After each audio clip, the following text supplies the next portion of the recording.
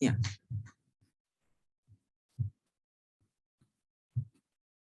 Okay.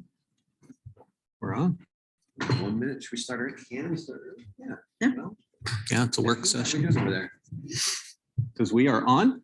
We're good. Okay, so we're running. All So right, go ahead and we'll start a second or two early. I would like to call the meeting to order and acknowledge that the Cambodia School District sits on the ancestral lands of the Nisqually, Squaxin Island, and Chehalis people. I thank these caretakers of the land who have lived on and continue to live on the land since time immemorial. Please rise as I lead this assembly. I pledge allegiance to the flag of the United States of America And to the republic for which it stands, one nation, under God, indivisible, with liberty and justice for all.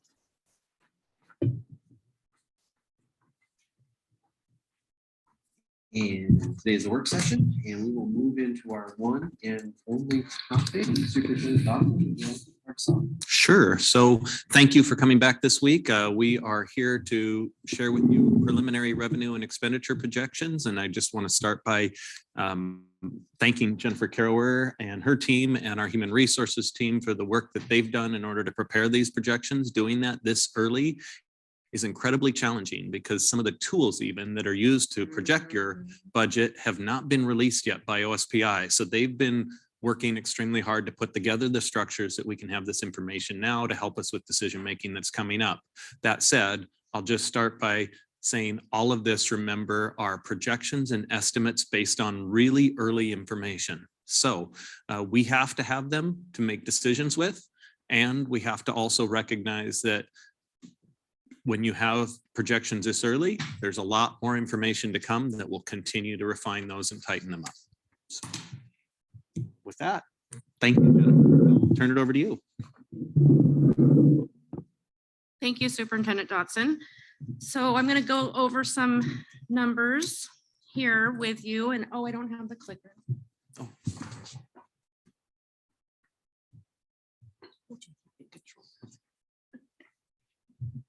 Okay.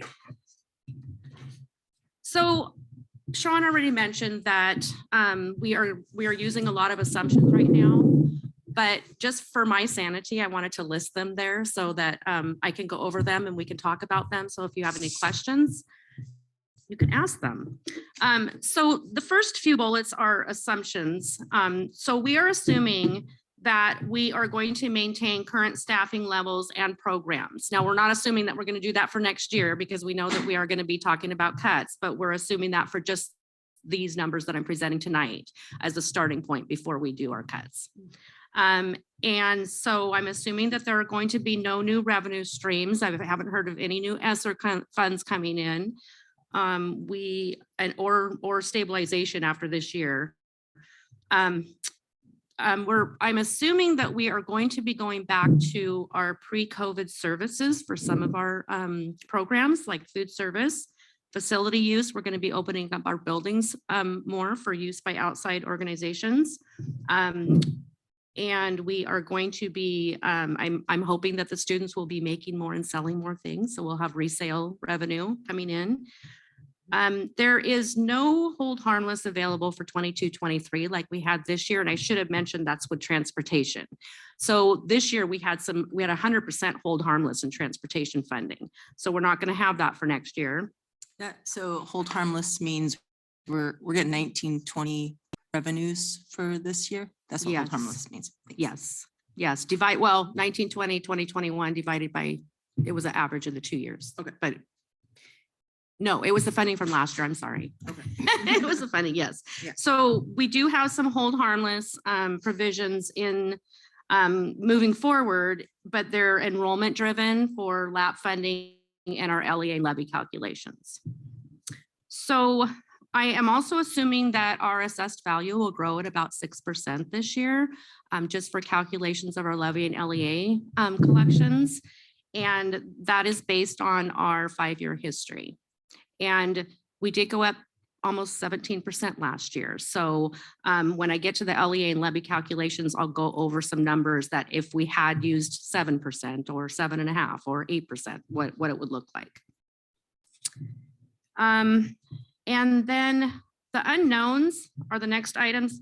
Enrollment fluctuations, as we hear all the time, we don't know what our enrollment's going to look like, but for projections for tonight, for the numbers I used, I am using current enrollment, just flat enrollment. So I did not change any of our enrollment numbers for these projections.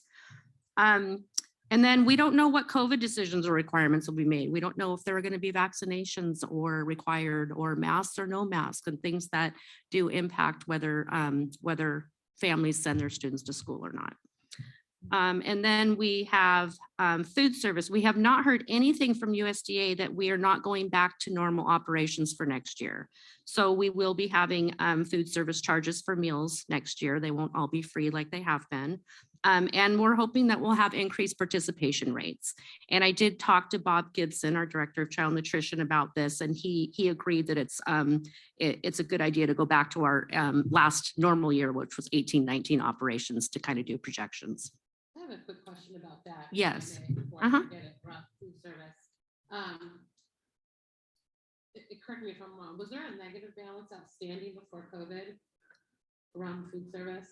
Well, historic. Not paid, or was there a negative balance? There's always a negative Was balance. that wiped And away for COVID? We've had some organizations that have often stepped in and helped clear the balances for students who had that. So we've had some times, and so I don't know that they're. But we did put a pause on collections during COVID. Mhm. So we will be revisiting that.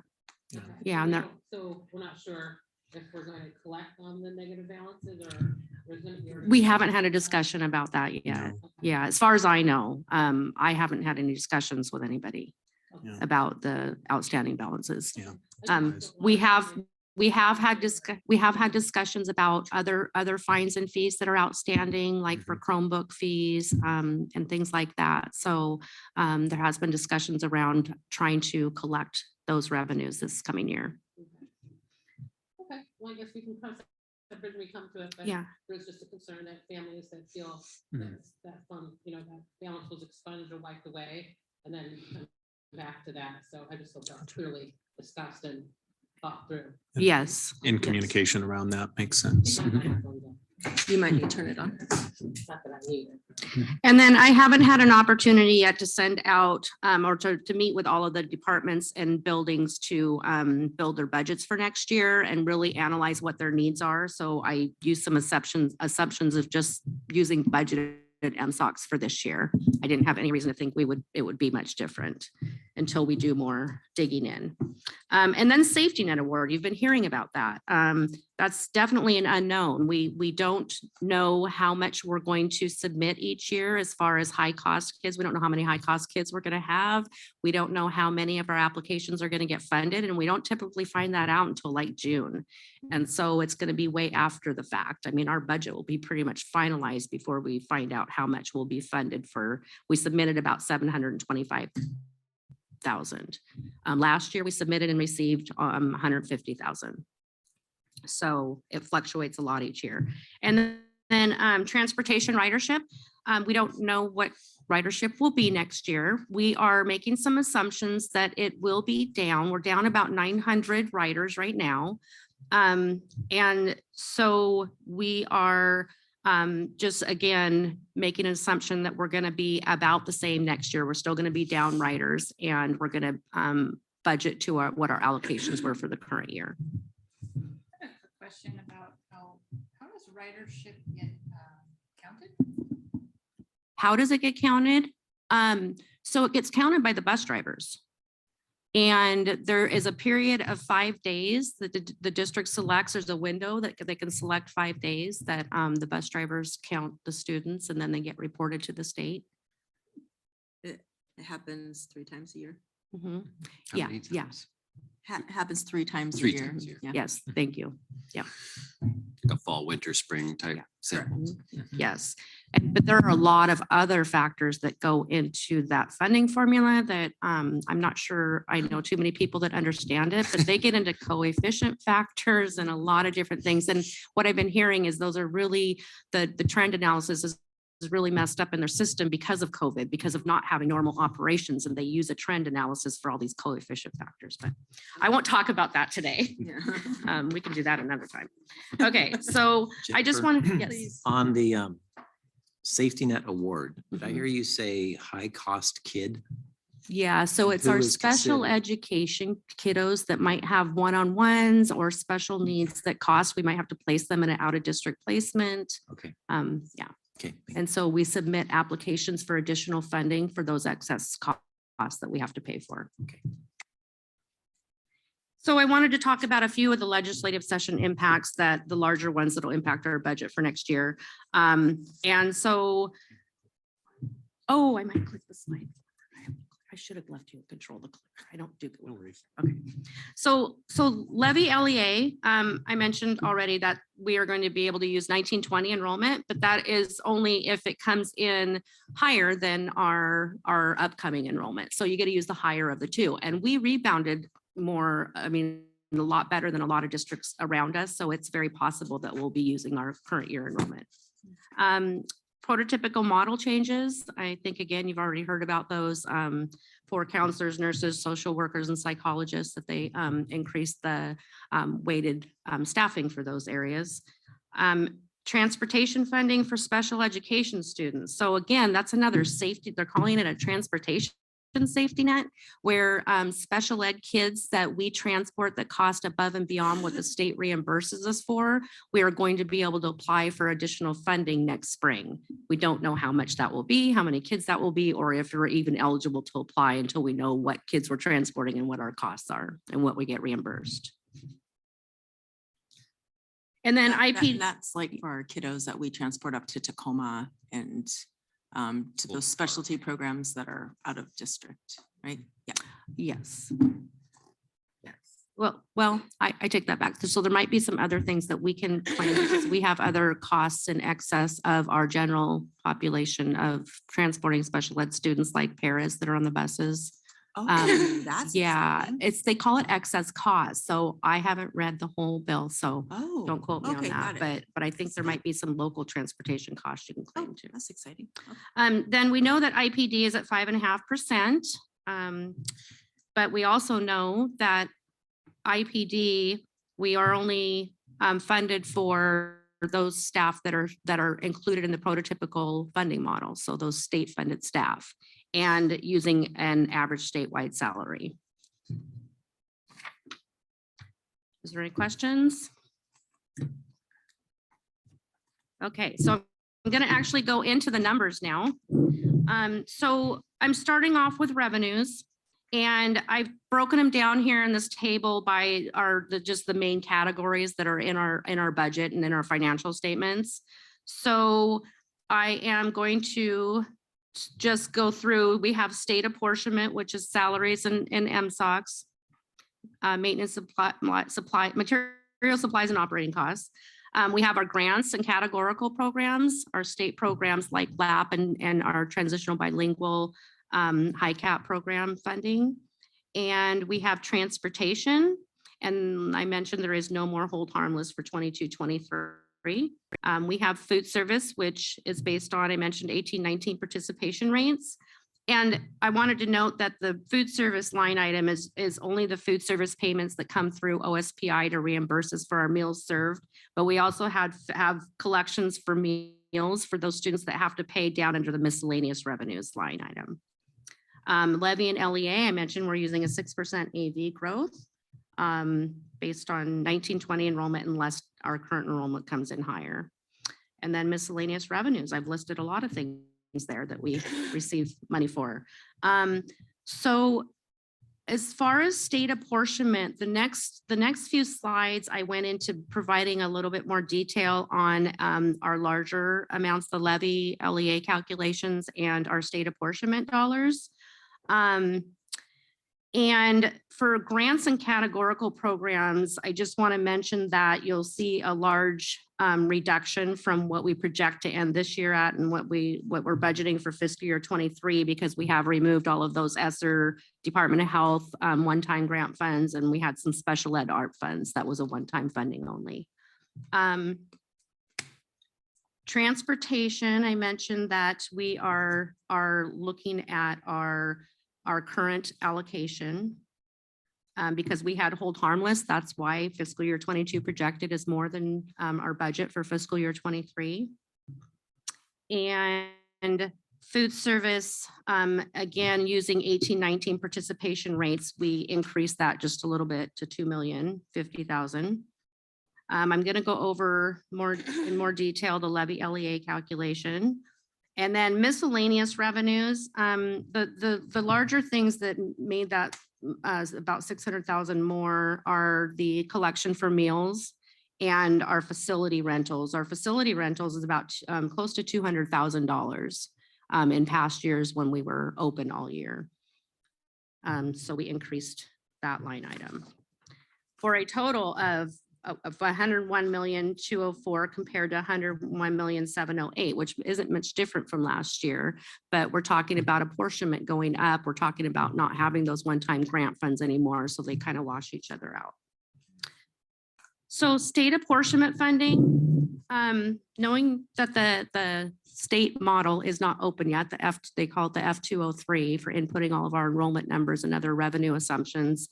I just took our current year state apportionment and I added the IPD of 5.5% to those areas of our current year apportionment that are funded that are increased by IPD. So it's just our salaries and our MSOCs that are increased by the 5.5%. And then I also added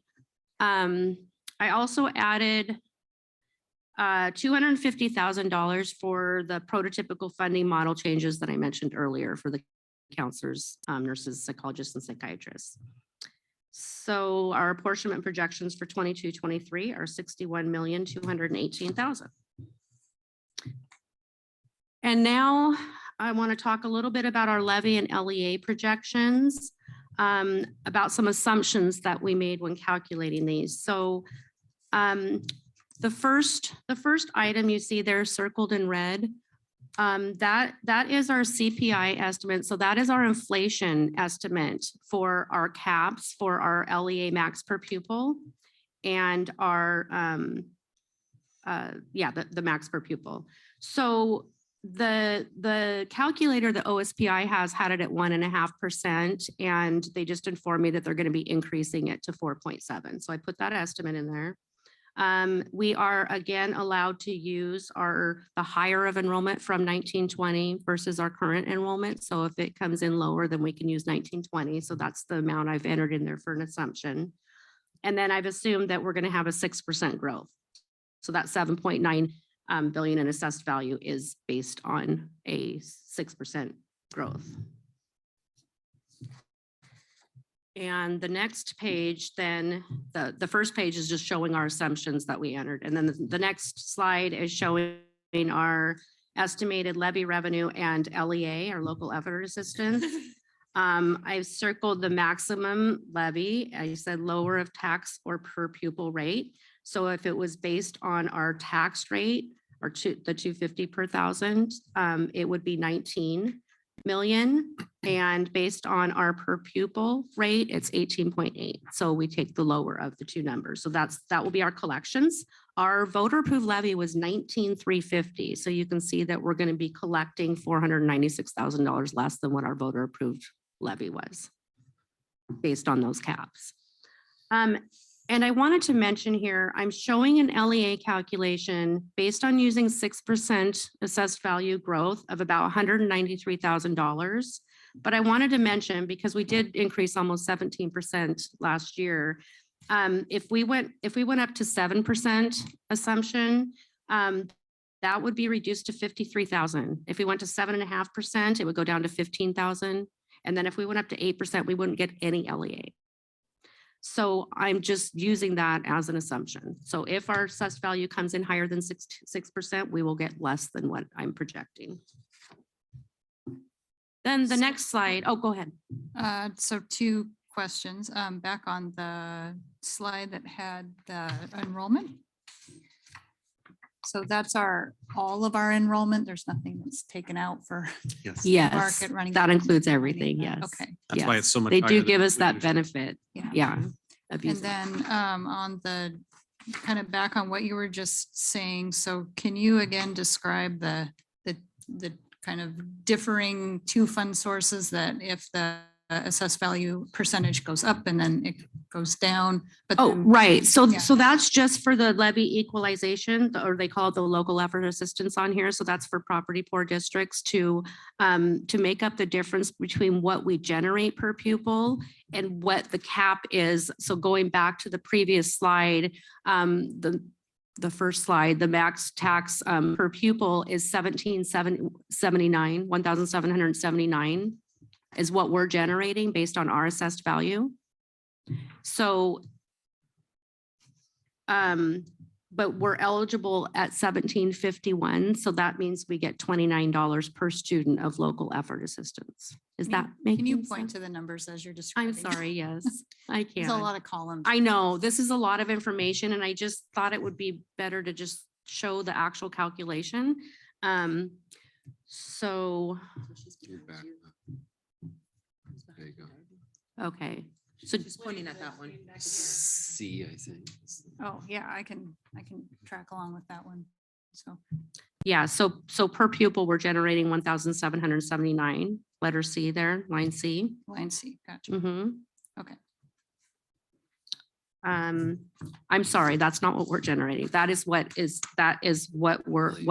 max per pupil rate is. So that is, it started out at 1,500 when McCleary first started, and then each year they adjust it for inflation. So now it's up to 1,779 with that 4.7% inflation. And we only generated 1,751, which is on the next slide, line P. So we generated 1,751. So that means we are eligible for $29 per student Mhm. of local effort assistance. And that is assuming the 6% growth. So what I was talking about after that is if as our assessed value goes up, that number goes down. Mhm. Because we The- generate more per pupil and get closer to that The delta is 1779. what goes down. Huh? The delta is what goes down, that 29. Yes. Yes. And then the last slide on this is just to show school year totals, because all the calculations are based on a calendar year, because that's what our collections are calculated on. And then, so we have to, they run a calculator for what we're going to get in just the 22-23 school year. So that's what we're projecting for our revenues, because it's half of this year and then half of next year. Collections. Okay, so expenditure projections. I've already mentioned salaries include 5.5% IPD. I'm basing this on current staffing levels with some exceptions that are noted in the table there, because we have already made some decisions about staffing reductions for next year. I thought you were telling me. So this just shows, based on current staffing levels, adding 5.5%, that's where these numbers come from. So the total salaries and benefits, 64 million and 24 million. And then I mentioned earlier that I just used current year budget for MSOCs as a starting point. Can you define MSOCs, please? Yes, material supplies and operating costs. It's any expenditure that is non-salary related. So non-salary and benefits, everything else is called MSOCs. That's close, side management. That is close. So we have made some decisions already for positions to reduce for next year. Our COVID sick room paras.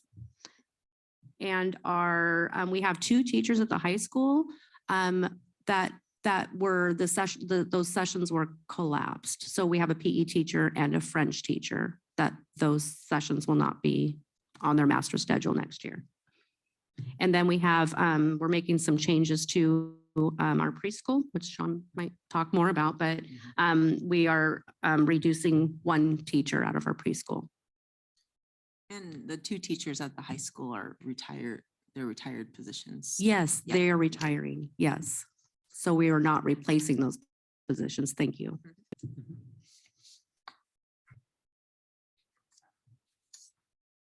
And then, then the final slide is just a summary of everything that I just went over.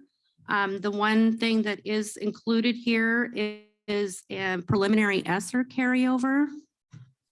What I want to say about that is if we use ESSER to balance our budget, meaning that we apply our ESSER carryover to expenditures that I have included in these numbers, then that would reduce our cuts that we would need to make for next year.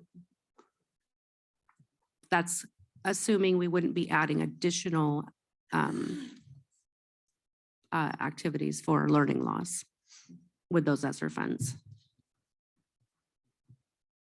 I know that's a lot of numbers I just went over, so if there's any questions, I'm happy to answer those. Any questions? I have one. So it's kind of the last one here on the line item. So you're projecting a $4 million loss next year for fiscal year based on everything you presented, which is fairly straightforward based on early projections, but we're still at 4 million. Okay. Is that Yes. correct? All right. Anticipating we have 1 million in carryover of ESSER funds. And assuming we yeah. use the entire 1 million of ESSER funds for this, for the budget for 23 and not for loss of learning during potentially summer program or some other time. Mhm. Or additional activities for next year. Or We wouldn't be just adding something any next year. additional staffing for learning loss Okay. if we use it to balance the budget, which would reduce our cut amount. All right. Thanks, Jennifer. Yes. Any other questions?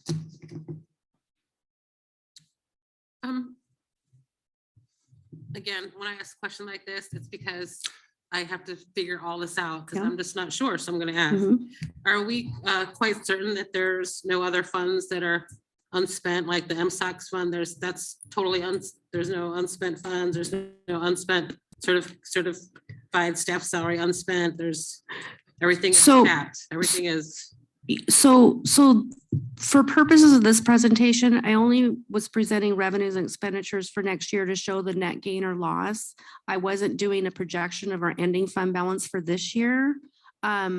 So I think that's what you're asking about. And that's what I would normally present after I post apportionment and treasures and all of our numbers for this, for March. Then I would present that at the next meeting. And maybe what I think what we're continuing to do each month is try to analyze as we get more information, will we have some funding left? Because you're right, we made a budget plan at the beginning of the year. Will there be some funding left, say in MSOX, that we don't end up, if we don't end up spending 100% of that funding? And we're constantly reviewing that as we get more information, and it's still hard to say where that's going to land, but we'll keep Mhm. bringing more information as we're able to say, now we've got some clarity. So I know Jennifer's And- watching that. Yeah, and as we do get actual numbers each month, I go in and analyze, and I do actually reduce line items if I think that we are not going to fully expend those. So for the ending fund balance projection, for example, I've already taken over 500,000 out of our MSOX, assuming that we're not going to spend that money, and that's included in that 3.5 million I went over at the last projection. Thank you, Jennifer. I had one more question. It might be more for Superintendent Dotson as well, but what is the kindergarten pre-registration looking like? Is that moving the needle anyway, or is that kind of where we thought? Or maybe Jennifer maybe has an answer too. No. Yeah, we haven't seen. I know it's early anything- too. It's It just is started, early, so. and I don't think we've seen anything out of the ordinary in early kindergarten registration. We'll be doing a second round of staffing meetings in April where we'll get maybe a little more information there, but at this point, it seems to be trending fairly normal. Okay. Thank you. Will you have an answer for that, maybe at the next board meeting or in May? If there's any change, I can certainly tell you if we hear anything, but I can tell you at this point, our kindergarten registration is kind of trending normal. You don't see a big change in that honestly until August. You'll have a small number of kids. I mean, you'll have a certain number of kids. Now, if we saw, so last year we had fairly large kindergarten class. which maybe wasn't a surprise given some people may have made that decision to hold a year. What we'll be watching to see is if there's any indication this year's will be substantially bigger or smaller than last year's. But we're not seeing any evidence of that at this point. It seems to be trending on normal, but we'll let you know if we have any new information. Any other questions? I just want to make comments that I appreciate this work this early. It's nothing that I've done in Stillicum because I'm waiting for all the numbers to Thank come from you. OSPI, and this takes a lot of work. So I just wanted to recognize that. Thank you. Thank you.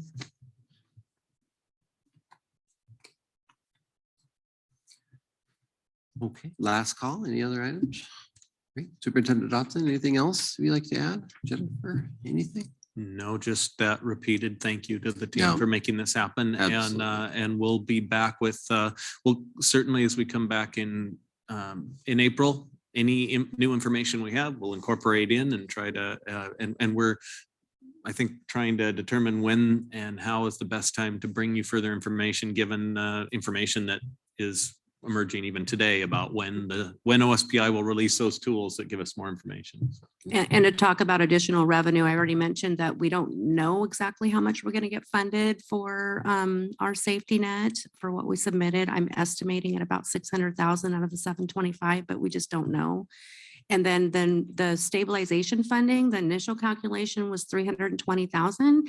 OSPI is going to recalculate that based on February enrollment, comparing from 1920 to February enrollment from current year. And they also mentioned that that skills centers are not going to be getting additional funding, but may be entitled to some of what we're getting. So as we may know from past experience, when there have been recalculations done after legislation, we get the initial estimate of what we're going to get, and then there's a recalculation. We have unfortunately been in the situation where those recalculations have often resulted in less funding than what we originally saw. So we'll be watching closely to see what they say there, because that will be important for us to know as well as we plan for the coming year. I have a question about the skill center. I know that we're the fiscal agent for the skill center, but we have a number of districts who are part of this organization. And so would it be unfair to say everyone puts in a little bit of their enrollment stabilization money for the skill center? So our That it would skills- be spread out amongst the 10 or however many? Our skills centers enrollment, I can tell you, has held pretty steady from pre-pandemic enrollment. And in fact, is on track to be substantially up right now. At least their early numbers are higher than what we've seen in past years. So Okay, that's so whether they'll need that funding, they have a pretty healthy fund balance, about a 40% fund balance right at the moment. at the but that's skill what center. So- usually works against us in the recalculation of enrollment stabilization is when their numbers are way up, Mhm. right? That's what worked against us last time. Right. They didn't do a straight comparison of February to February. Okay, They released some projections in May, and then they recalculated those in August after summer school. So the initial Oh, calculations did not factor in our Okay. difference in summer school from the prior year to the Yes. current year. Okay, okay, thank you. So do you have a sense of their timelines and like, could they potentially be doing that again? Where in August they have a big oops after we've already planned all of this? No, because this is just going to be a one time. They made payments early spring and then they made another payment later. This is just going to be a one-time payment. And I believe they plan on sending it out in May. Okay. So whatever they calculate now and give us in May, that's it. Keep- Yeah. There's no more recalculations. Correct. And ask for it back. And of all No. of these different pots and funding sources, there's nothing else that would pop up. Like everything else is on kind of a regular predictable schedule as far as how that goes. I mean, aside from, of course, enrollment being one of those big Yeah. impacts and the other variables that we shared, there's not like last year where there was not, I don't see anything where there's that opportunity for a major recalculation later on that would have a big fiscal impact. No. Probably that enrollment stabilization, that 320-ish that we're anticipating now is the one that we'll be watching most closely. Yeah. It could go down, it could go away. We just don't know. Is this preliminary Esther carryover, this $1 million, Jennifer, is that what's in the Esther fund right now?